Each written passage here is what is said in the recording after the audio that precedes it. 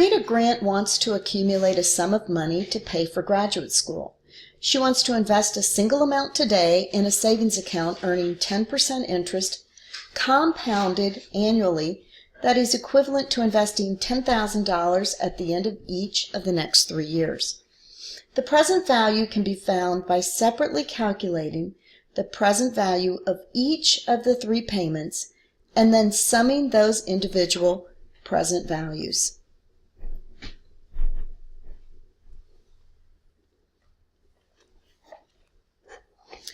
A more efficient method of calculating present value is to use Table 4, the present value of an ordinary annuity of $1.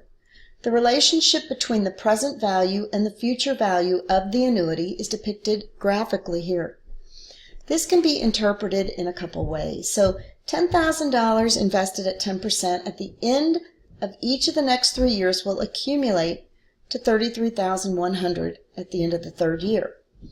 $24,868 invested at 10% now will grow to $33,100 after 3 years. Someone whose time value of money is 10% would be willing to pay $24,868 now to receive $10,000 at the end of each of the next 3 years. If your time value of money is 10%, you should be indifferent with respect to paying or receiving $24,868 now, $33,100 3 years from now, or $10,000 at the end of each of the next 3 years. In the previous slide, suppose that the 3 equal payments of $10,000 are to be made at the beginning of each of the 3 years. The future value of this annuity is $36,410. What is the present value? The time diagram here shows this particular situation. Again, using individual present value factors of $1 from Table 2, the present value of the annuity due can be calculated as shown here. So the first payment does not contain any interest since it is made on the first day of the 3-year annuity period. Therefore, the factor used is 1. The second payment has 1 compounding period, and the factor used of 0.90909 is the present value of $1 for 1 period and 10%, and we need to remove 2 compounding periods of interest from the third payment. The factor used is 0.82645, is the present value factor of $1 for 2 periods along with 10%.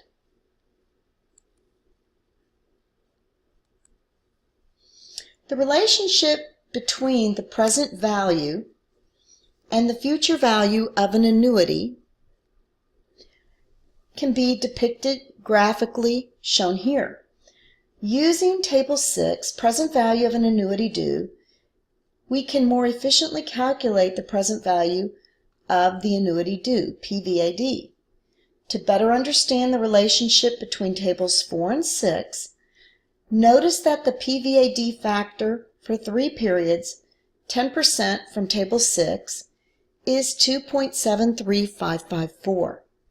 This is simply the present value of an annuity factor for 2 periods. 10% of 1.73554 plus 1. The addition of 1 reflects the fact that the first payment does not require the removal of any interest. So this slide shows deferred annuities. Accounting valuations can often involve the present value of annuities in which the first cash flow is expected to occur more than 1 time period after the date of the agreement. As the inception of the annuity is deferred beyond a single period, this type of annuity gets referred to as a deferred annuity. So at January 1st of 2018, you're considering acquiring an investment that will provide 3 equal payments of $10,000, each to be received at the end of 3 consecutive years. However, the first payment is not expected until December 31st of 2020. The time value of money is 10%. How much would you be willing to pay for this investment? Well, as you see here, this shows how we would depict this example. So the present value of a deferred annuity can be calculated by summing the present value of 3 individual cash flows as of today.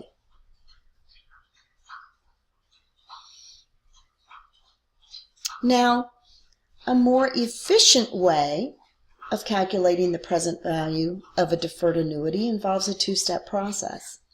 Calculate the present value of the annuity as of the beginning of the annuity period, and then reduce the single amount calculated in one to its present value as of today.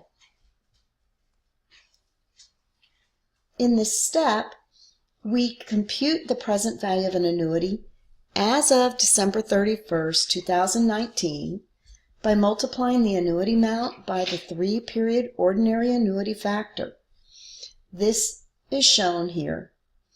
But in step 2, this single amount is then reduced to present value as of January 1st, 2018.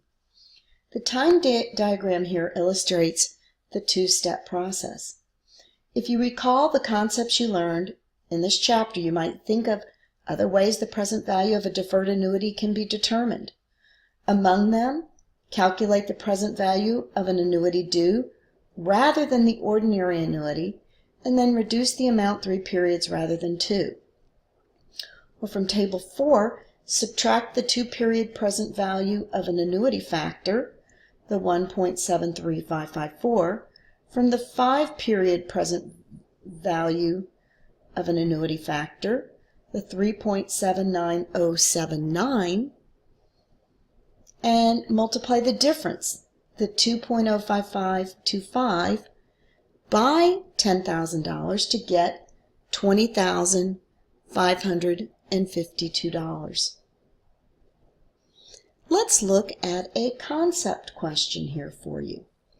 Harry Bird's Chicken Shack agrees to pay an employee $50,000 a year for 6 years, beginning 2 years from today, and decides to fund the payments by depositing one lump sum in a savings account today. The company should use which present value concept to determine the required deposit? Would that be future value of $1?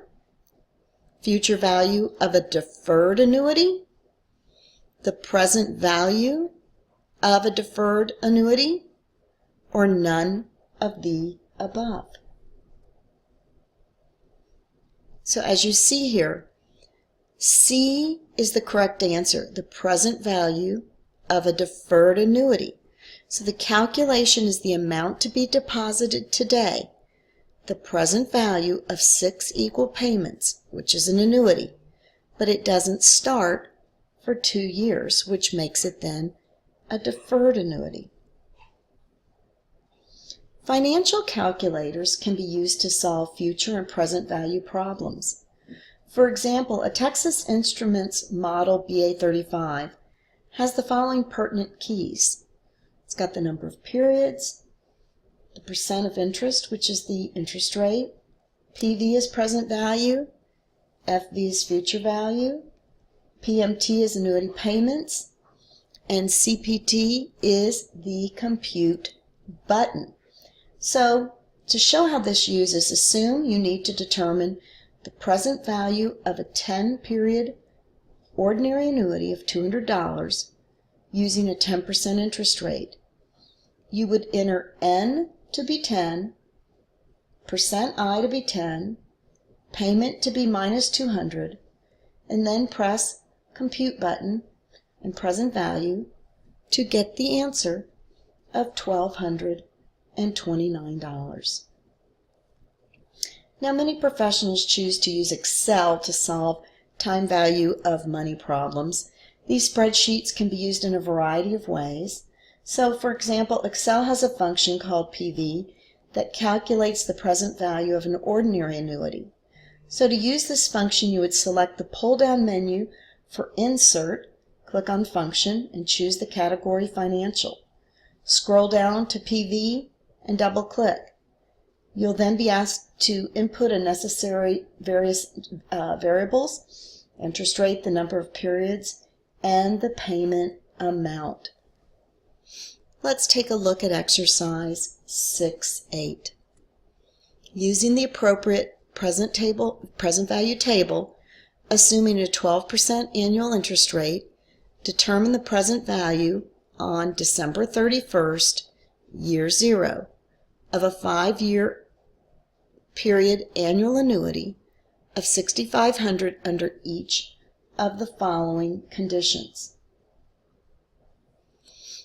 The annual interest rate is assumed to be 12% for the 5-period annual annuity of $6,500.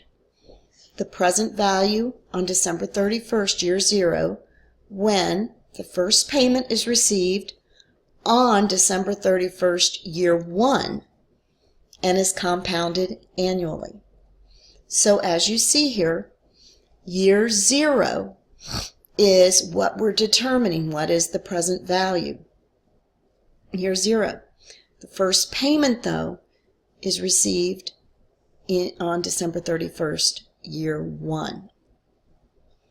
So in this scenario, we know it's an ordinary annuity. So the way we'll calculate this is the annuity amount times the present value of an annuity factor of 3.60478, which is 12%, 5 periods, that's where the intersection lies. And, so the total amount here for the present value of this annuity would be $23,431. Now, the first payment is received on December 31st, year 0, and interest is compounded annually. So we know the first payment is year 0, which means it is an ordinary annuity, an annuity due. So the annuity due, showing the 12% for 5 periods, we would use the calculation here of the 4.03735 to come up with the amount of $26,243 is the present value of this annuity. Now we're going to do it when the first payment is received on December 31st, year 1, and interest then gets compounded quarterly.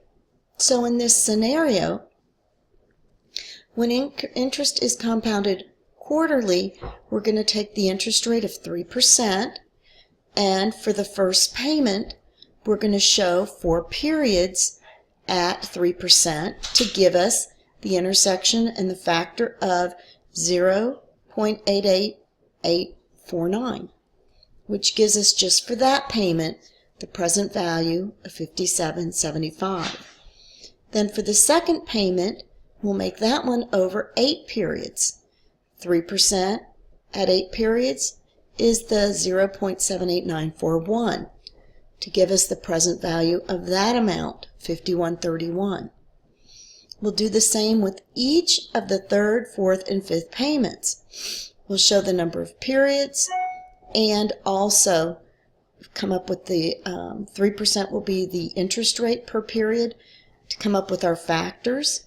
And then we total this to give us the $23,115. Now let's look at exercise 6.11.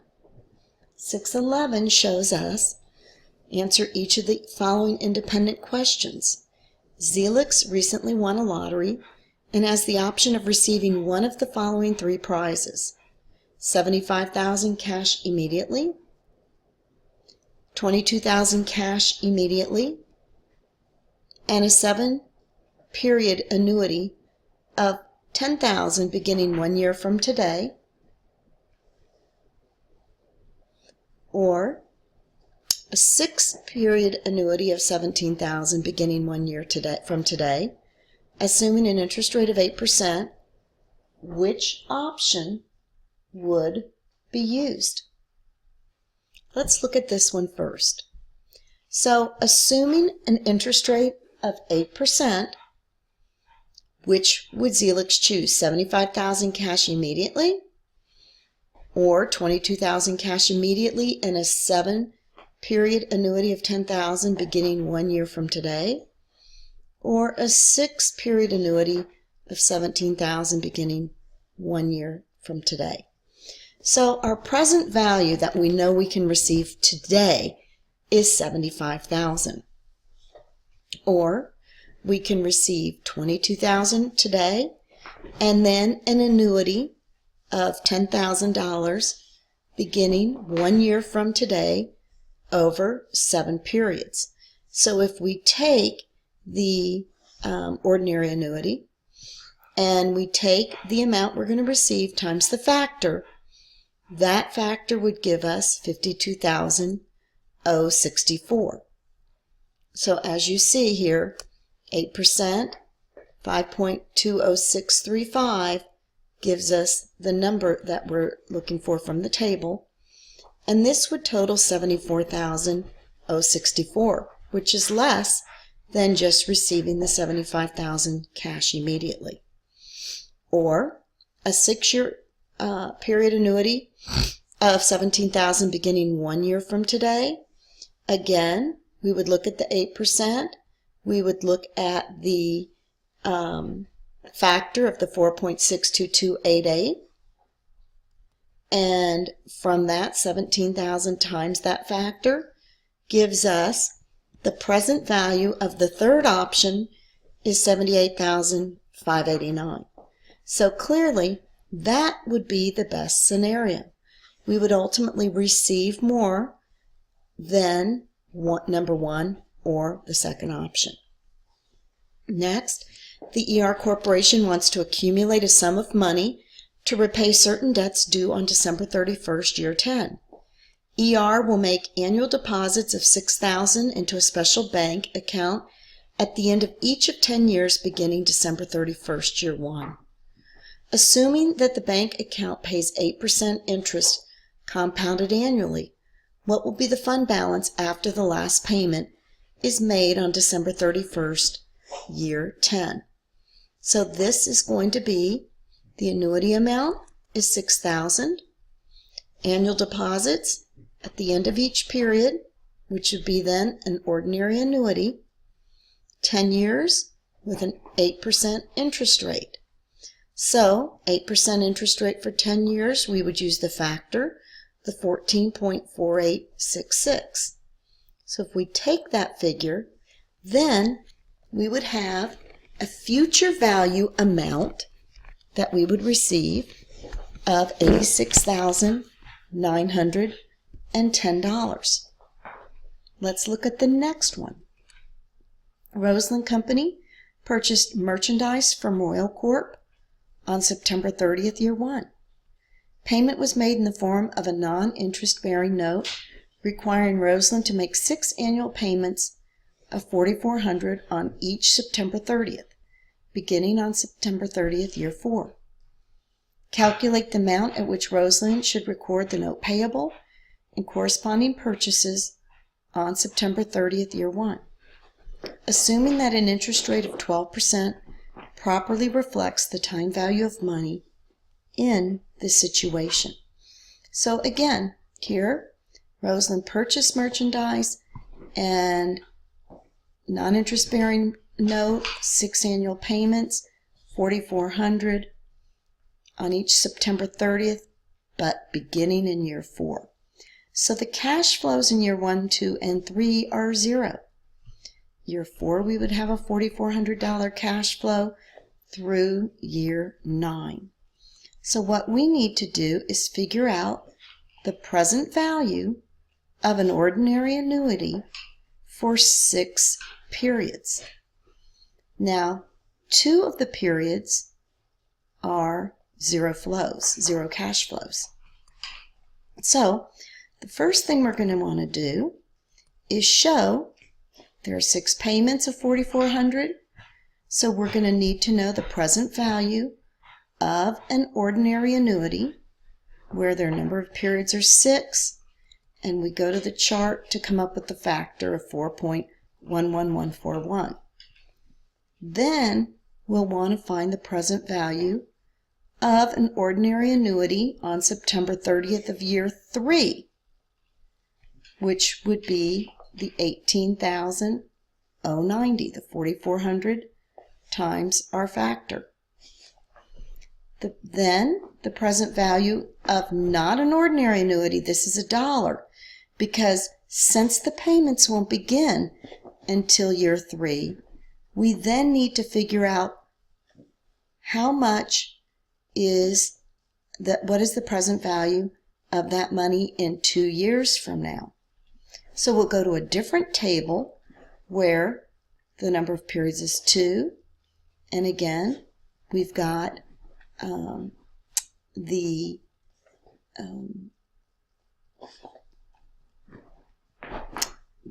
factor of 0.79719 gives us the present value September 30th of year 1 to be $14,421. Now again, here are the different tables to look at in order to calculate those this problem. Now, in present value problems involving annuities, usually they're going to be 4 variables. Present value of an ordinary annuity, PVA, or present value of an annuity due, PVAD, the amount of each annuity payment, the number of periods, and the interest rate. If you know any 3 of these, we can determine the 4th. Assume that you borrow $700 from a friend and intend to repay the amount in 4 equal annual installments beginning 1 year from today. Your friend wishes to be reimbursed for the time value of money at an 8% interest rate. What is the required annual payment that must be made, the annuity amount, to repay the loan in 4 years? The time diagram shown here shows this situation.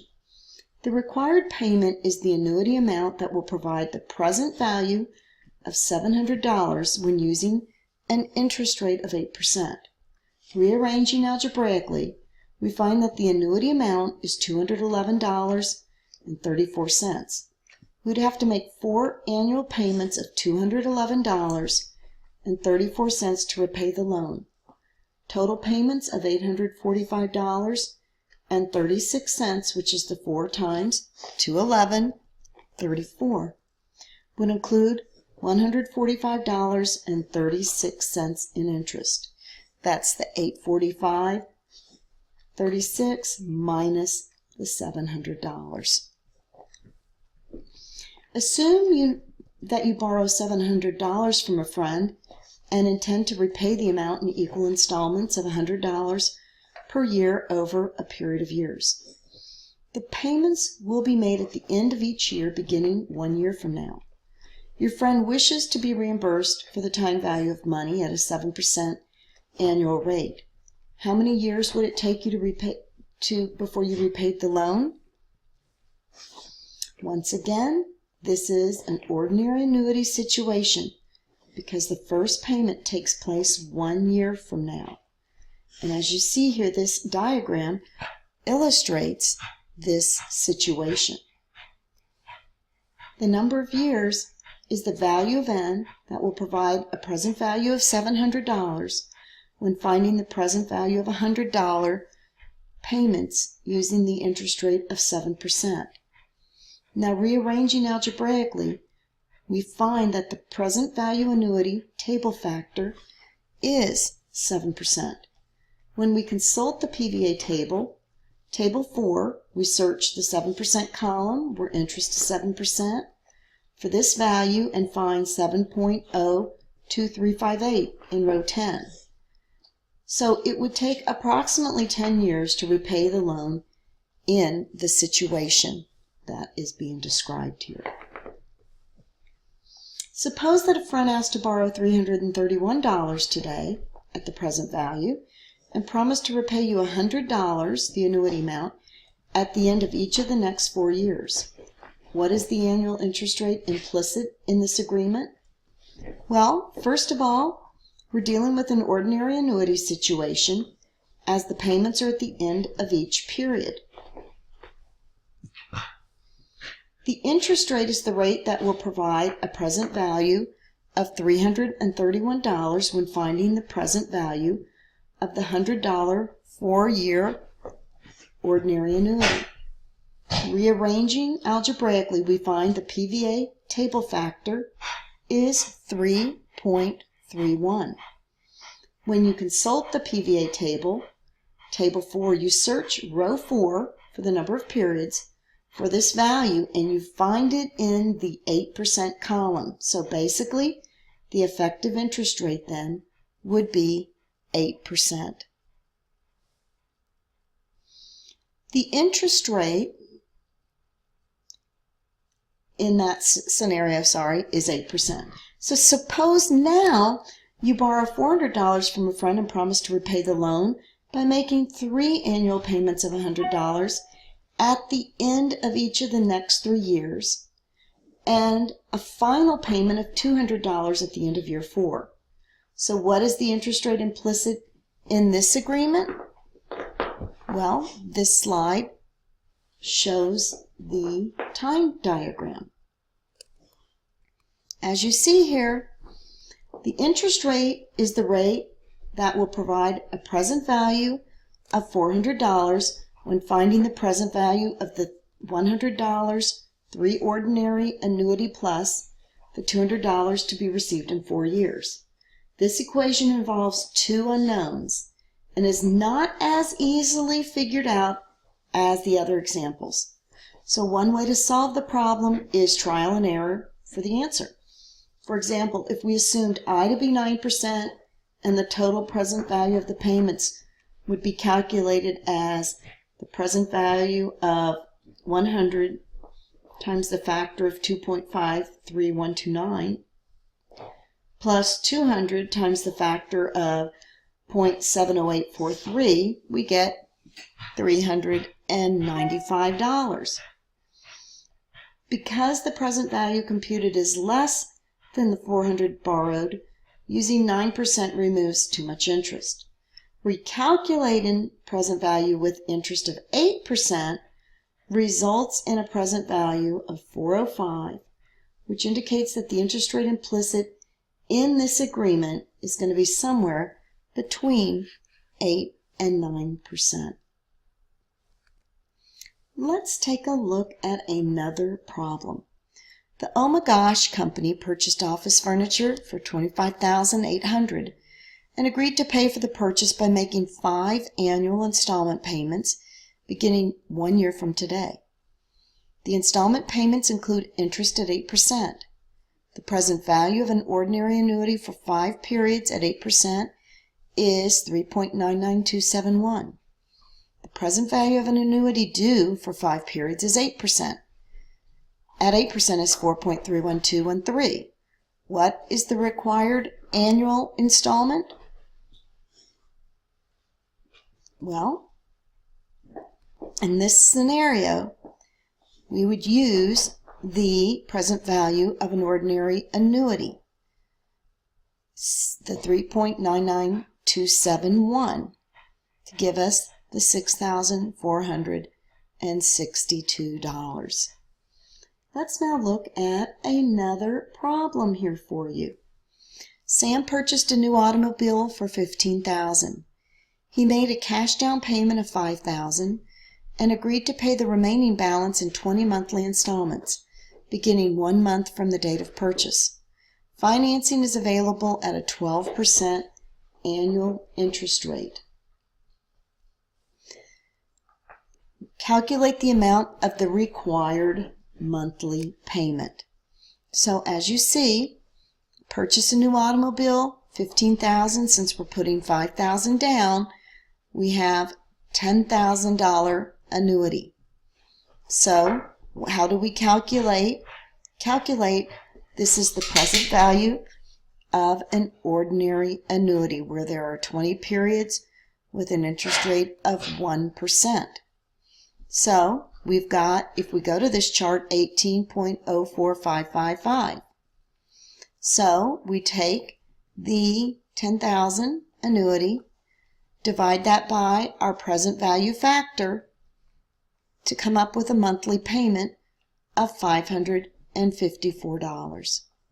Next, Beehive Warehouses borrowed $100,455 from a bank and signed a note requiring 14 annual payments of $14,388, beginning 1 year from the date of the agreement. Determine the interest rate implicit in this agreement. So at first we'll look at is the payment. Then we'll look at the factor where the number of periods is 14, and we'll have to figure out the interest rate. And the present value of an ordinary annuity is $100,455. So we'll take the $100,455, divide that by the payment of $14,388 to come up with our present value factor. If we go to the table where 14 payments, we can look across to find that 6.98186 or 187, which is at the 11% interest rate. The time value of money has many applications in accounting. Most of these applications involve the concept of present value. Because financial instruments typically specify equal periodic payments, these applications oftentimes involve annuity situations. So let's consider one accounting situation using both an ordinary annuity and the present value of a single amount, which would be long-term bonds, or one using an annuity due, long-term leases, or a third using a deferred annuity, which would be pension obligations. So here we are valuing a long-term bond liability. For bonds, the stated interest payments are equal to the contractual stated rate multiplied by the face value of the bonds. At the date the bonds are issued or sold, the marketplace will determine the price of the bonds based on the market rate of interest for the investments with similar characteristics. So the market rate at date of issuance may not equal the bond's stated rate, in which case the price of the bonds, the amount of the issuing company that's actually being borrowed, will not equal the bond's face value. Bonds issued at more than face value are said to be issued at a premium, while bonds issued at less than face value are said then to be issued at a discount. So this example here, to determine the price of the bonds, we calculate the present value of the 40-period annuity, which are 40 semi-annual interest payments of $10 million, and then the lump sum payment of $200 million paid at maturity, using a semi-annual market rate of interest of 6%. So by multiplying the annuity amount of $10 million by the present value ordinary annuity, the PVA factor of 15.04630, we determine the PVA to be $150,463,000. Similarly, calculating the present value of the lump sum amount of $200 million, we get $19,444,000. So the bonds will sell for $169,907, which represents a discount of $30,093,000. That is calculated by $200 million minus $169,907,000. The discount results from the difference between the semi-annual stated rate of 5% and the market rate of 6%. Fumatsu records a $169,907,000 increase in cash and a corresponding liability for bonds payable. Interest expense for the first 6 months is determined by multiplying the carrying value, which is the book value of the bonds, the $169,907, by the semi-annual effective rate, 6%, which equals to $10,194,420. The difference between interest expense, the $10,194,420, and the interest paid, the $10 million, increases the carrying value of the bond liability. Interest for the second 6 months of the bond's life is then determined by multiplying the new carrying value by the 6% semi-annual effective rate.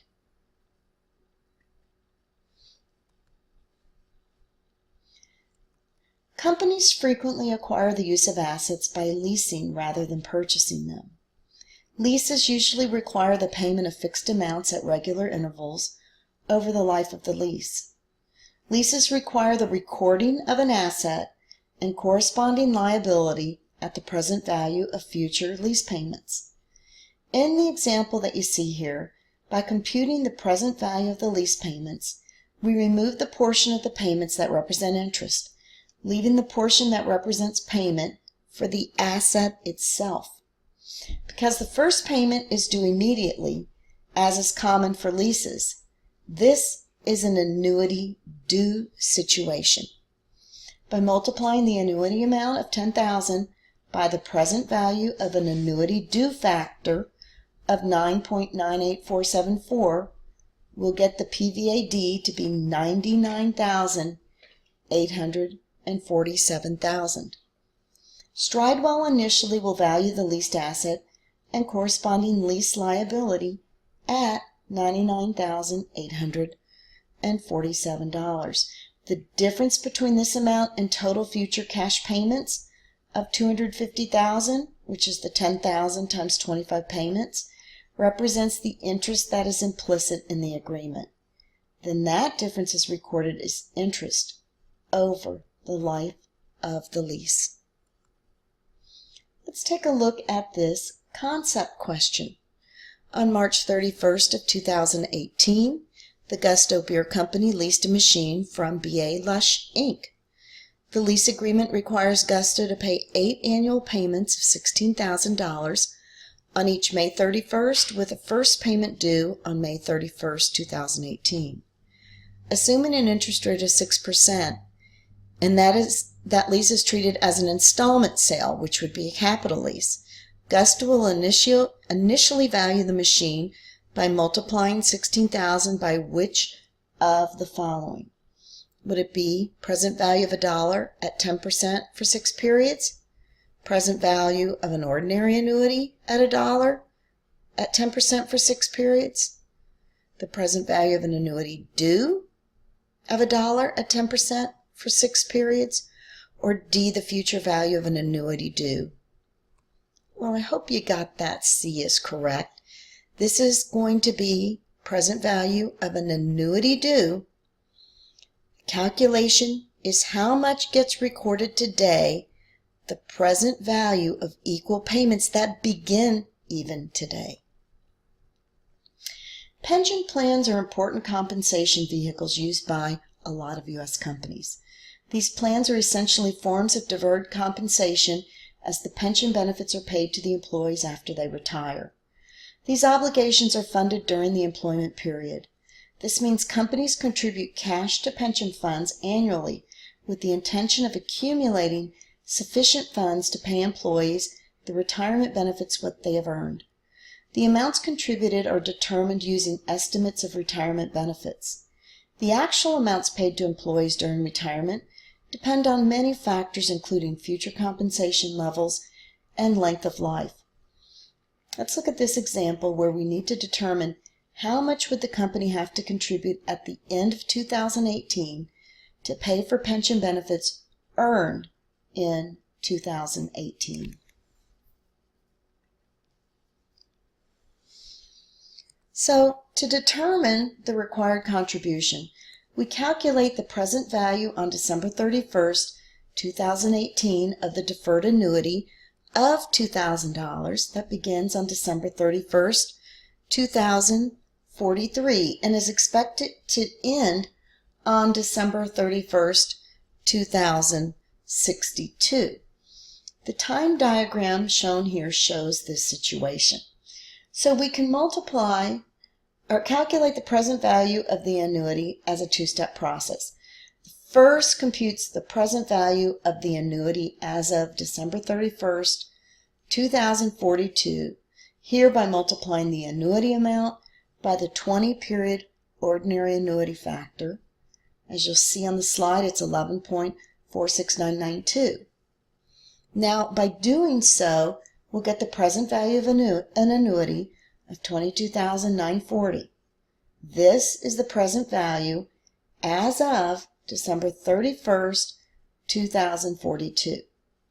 This single amount is then reduced to present value as of December 31st, 2018 by a second calculation by multiplying the annuity amount by the 24-period present value factor, which is the 0.24698.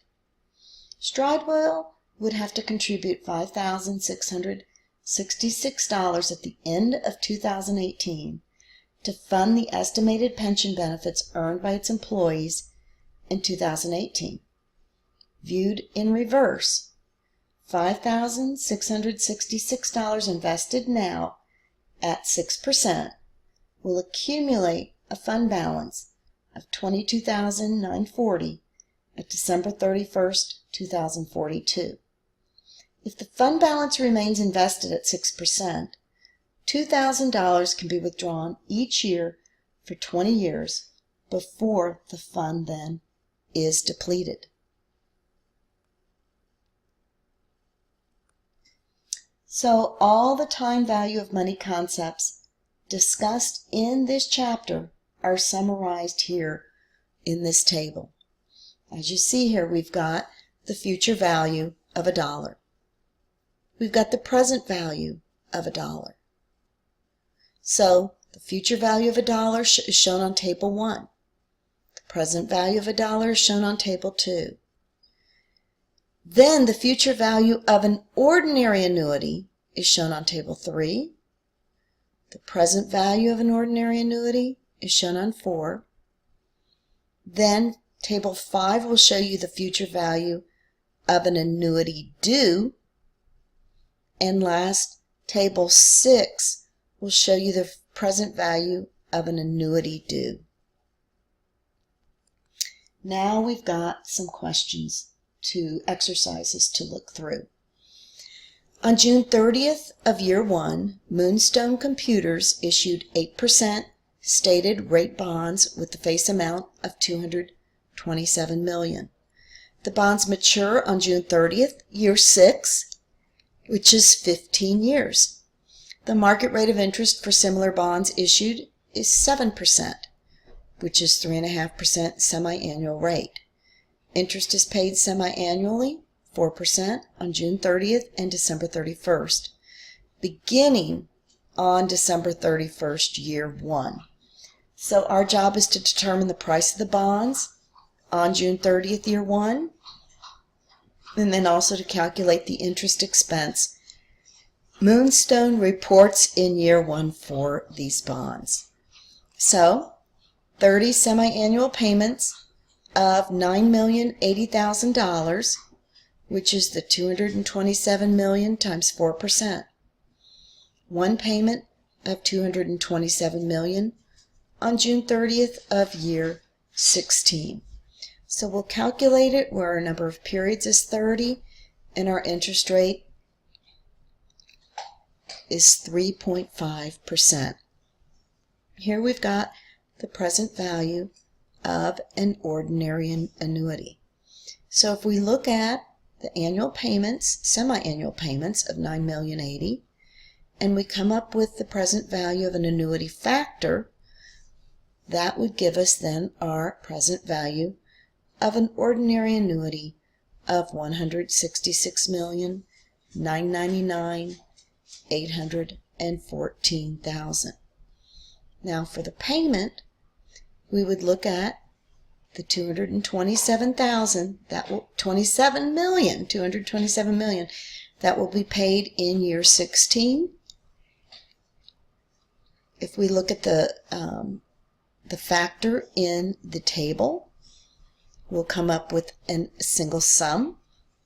So that single sum will be, the present value is $80,875,560, which is ultimately the difference, or I should say the combination, then gives us what the selling price of the bond in fact is. Now we've got the selling price, we've got the carrying value times the market rate gives us our interest expense of $8,675,638. Again, present value of $1 is shown on table 2. Our next exercise we are going to look at gives us, and I should say our last exercise here, on March 31st of year 1, Eastwood Gas leased equipment from a supplier and agreed to pay $218,000 annually for 21 years beginning March 31st of year 2. Generally accepted accounting principles require this be recorded as a lease agreement for the present value of scheduled payments. Accordingly, at inception of the lease, Eastwood recorded a $2,362,146 lease liability. How do we determine the interest rate implicit in this agreement? Well, we're going to look where the present value of an annuity, number of periods 21, but we don't know the interest rate. But we know some other factors here, don't we? We know the present value of the ordinary annuity is $2,362,146, and we know our payments. So the PVA factor is going to be the $2,362,146. Divide that by our payment, gives us the PVA factor of 10.83553. So we can go down and look at the chart where we see number of periods to be 21 to see where we find the factor to be 10.83553. And we see it right there at the interest rate of 7%. Guys, we're done with chapter 6. Take all the time you need to go over this chapter again and again. Where it can get confusing is to understand, is it an ordinary annuity or an annuity due?